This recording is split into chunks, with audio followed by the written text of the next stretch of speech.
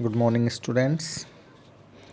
I am Deepankar Jalutria, Assistant Professor, Government College, Kelwada. Our today's poem is Light Shining Out of Darkness, composed by William Cooper. तो दोस्तों बात करते हैं इस poem के बारे में। ये जो पोइम है, present poem light shining out of darkness, इसको ओल्नी हिम्स नाम के जो कलेक्शन में शामिल किया गया था 1779 के अंदर। और ये जो लिखी गई थी पोइम वो न्यूटन के कहने पे लिखी गई थी, जो कि एक इवेंगलिकल क्यूरेट था ओल्नी का। तो इस पोइम के अंदर कवि विलियम कूपर बताते हैं कि जो गॉड है, भगवान है, ईश्वर है, उसके जो बीज हैं वो मिस्टीरियस हैं। उनको इस पोइम में जस्टिफाई कर रहा है कवि विलियम कूपर। ये एक रिलीजियस पोइम है, रिलीजियस पोइम। तो शुरू करते हैं अपनी आज की इस पोइम को। God moves in a mysterious way. कवि विलियम कूपर के बताते हैं कि भगवान के जो वेज हैं, रास्ते हैं, वो मिस्टीरियस हैं। No one can justify them. कोई भी उनको जस्टिफाई नहीं कर सकता है। भगवान अपने कार्यों को खुद ही जस्टिफाई कर सकता है। ही हिज वंडर्स टू परफॉर्म। और उसके जैसे कार्य एक ह्यूमन बीइंग का काम नहीं है। उससे बिल्कुल अलग हट करके, अलग अंदाज में, स्ट्रेंज तरीके से अपने कार्यों को परफॉर्म करते हैं। He plants his footsteps in the sea. वह अपने उसको देखा जा सकता है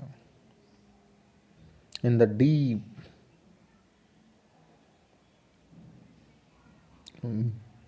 मीजर्स ऑफ द सी, यानी डेप्थ में देखा जा सकता है उसको। And rides upon the storm. तूफानों की सवारी करते हुए देखा जा सकता है। Deep in unfathomable minds of never failing skill. और बिल्कुल चातुर्य के साथ, दक्षता के साथ में, बहुत ही अथाह गहराइयों में देखा जा सकता है। तो कहने का मतलब यही है कि जो भगवान के जो कार्य हैं वो बिल्कुल मिस्टीरियस हैं और उनके पीछे एक हिडन मीनिंग है। इस पोएम की भी एक हिडन मीनिंग है। क्या कहना चाह रहा है कवि? कवि कहना चाह रहा है कि जो ईश्वर किसी इंसान के साथ अगर अच्छा कर रहा है तब तक तो ठीक है, लेकिन अगर उसके साथ, किसी इंसान के साथ गलत हो जाता है तो भगवान के कामों को स्क्रूटनाइज करने लग जाता है, एनालिसिस करने लग जाता है इंसान, जबकि उसके बस का रोग है ही नहीं। वो नहीं कर सकता उसके कार्यों को एनालिसिस।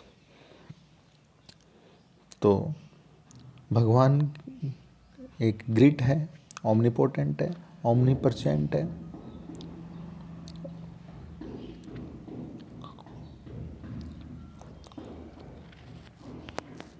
उसकी क्या हिडन मीनिंग है उसके कार्यों की, वो खुद ही बता सकता है। बहुत ही पावरफुल है, सर्वशक्तिशाली है।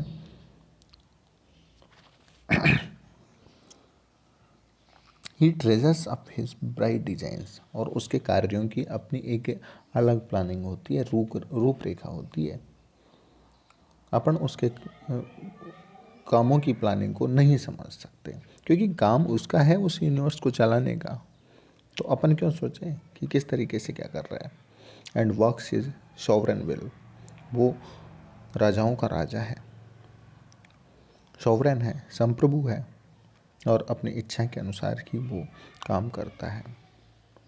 तो उसके कार्य हैं मिरेकल से भरे हुए हैं, चमत्कार से भरे हुए हैं। ए फियरफुल सेंट्स। यहाँ पे जो कवि विलियम कूपर है उन साधुओं को कहता है जो बिल्कुल डरे हुए हैं, प्रेस करेज टेक, कि तुमको डरने की आवश्यकता नहीं है। जब तुमने तन के ऊपर भगवा वस्त्र धारण कर लिया, घर परिवार को छोड़ दिया है, साधु सन्यासी बन गए हो, ईश्वर की खोज में लग गए हो, उसकी प्रार्थना कर रहे हो, तो बीच में तुम्हारे इस कार्य के बहुत सारी अड़चनें आएंगी, बहुत सारी मिसफॉर्चून्स आएंगी, बहुत सारी हिंड्रेंसेस आएगी, बहुत सारी ऑब्स्टेकल्स आएंगे। इसका मतलब ये थोड़ी है कि तुम बीच में छोड़ करके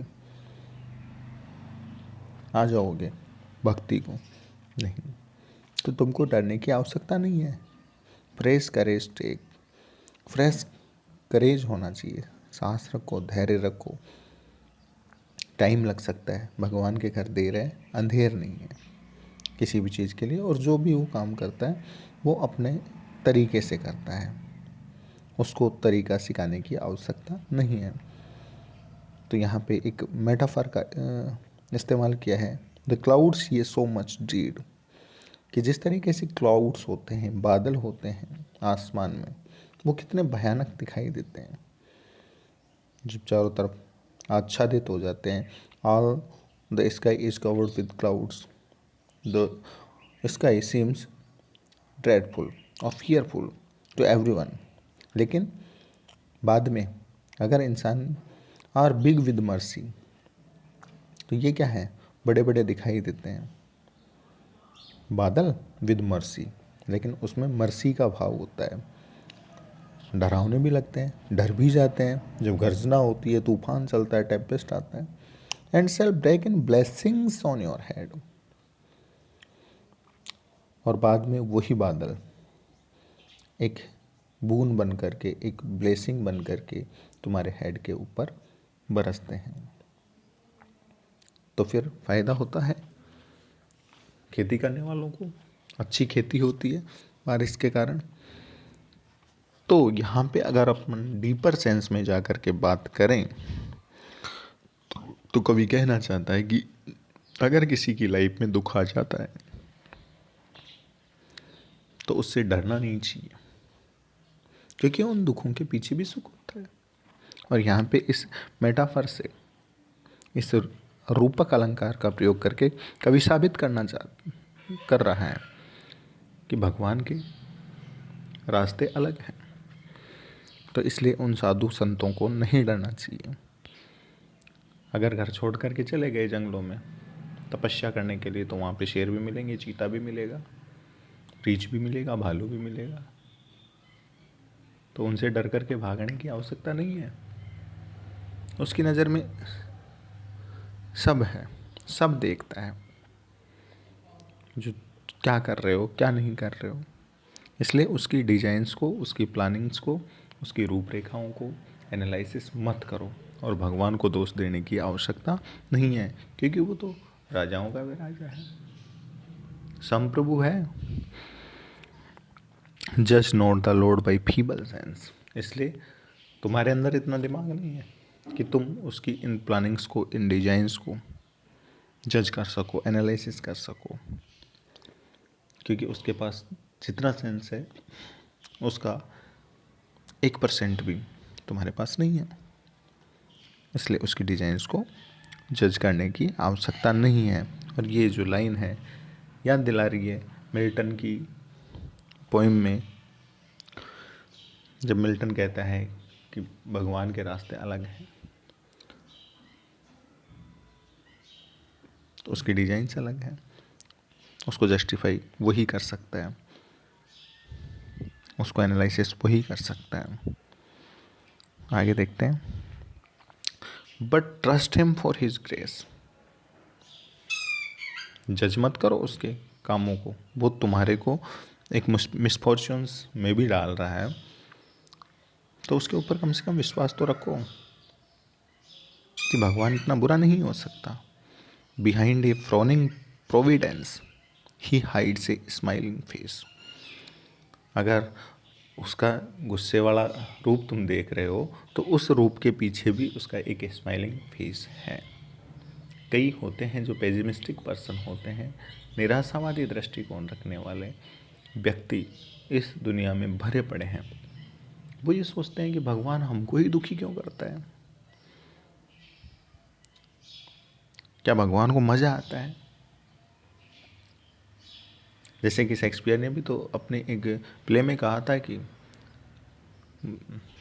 भगवान है वो संसार में लोगों को उसी तरीके से परेशान करता है जिस तरीके से कीड़े मकोड़े होते हैं, वो उनकी जैसी ज़िंदगी है, उसी तरीके से इंसान की ज़िंदगी है, और उनको परेशान कर करके भगवान खुश होता है। जबकि ऐसा नहीं है, वो खुश नहीं होता है, भगवान खुश नहीं होता है। His purposes will ripen fast. तो इतनी ज़्यादा जल्दी एनालिसिस करने की आवश्यकता नहीं है। उसका क्या पर्पज़ है, उसका क्या इंटेंशन है, वो तुमको तुरंत बाद में पता लग जाएगा। अनफोल्डिंग एवरी आवर, अनफोल्ड हो जाएंगे उसके पर्पज। फिर से यहाँ पे मेटाफर का प्रयोग किया है, द बर्ड में हैव ए बीटर टेस्ट। जिस तरीके से एक कली होती है, कली, उसका टेस्ट कैसा होता है, बीटर होता है, कड़वा होता है, but sweet will be the flower. तुम इंतज़ार तो करो यार, वो फ्लावर बनेगा, उसकी चारों तरफ फ्रेगरेंस फैलेगी, खुशबू हो जाएगी, स्वीट लगेगा, मीठा होगा। Blind unbelief is sure to err. अब जो तुम ये अविश्वास कर रहे हो भगवान के ऊपर, इस तरीके से अविश्वास करके कि हाँ भगवान ने गलत कर दिया, तो ये तुम्हारी गलती है। And scan his work in vain, और उसके कार्यों को एनालाइज करना, स्कैन करना, कि तुम्हारे बस का रोग नहीं है, ये व्यर्थ है, इसलिए तुम एनालिसिस कर ही नहीं सकते। तो इसी तरीके से भगवान अगर इंसान को दुख देता है तो उसके पीछे सुख छुपा हुआ रहता है, उसकी डिजाइन्स को हम नहीं समझ सकते। God is his own interpreter and he will make it plain। और गॉड अपने कार्यों का इंटरप्रीट करने वाला खुद है, व्याख्याकार खुद है, और and he will make it plain. और ये सारी चीज़ें तुम्हारे सामने स्पष्ट हो जाएगी बात कि भगवान ने जो किया सही किया। तो इसलिए उसके कार्यों पे इंसान को एतबार होना चाहिए। Thank you very much.